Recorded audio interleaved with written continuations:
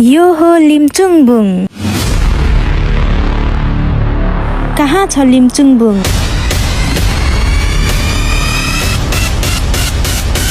किन जाने त लिम्चुङबुङ? यो हो लिम्चुङबुङबाट देखिने दृश्य।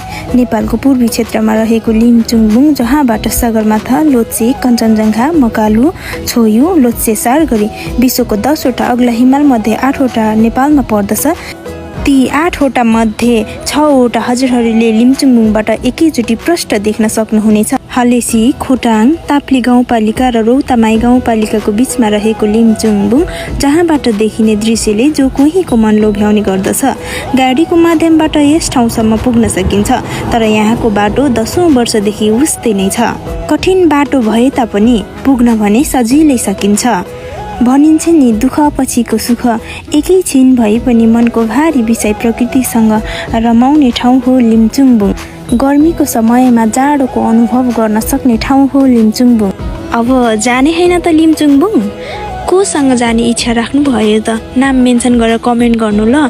यदि भिडियो मन परेमा लाइक पनि गरिदिनुस् ल। र लिम्चुङबुङवासीलाई भिडियो सेयर गर्न भने नभुल्नु होला। आजको लागि यति नै। हस्त, धन्यवाद। Bye bye.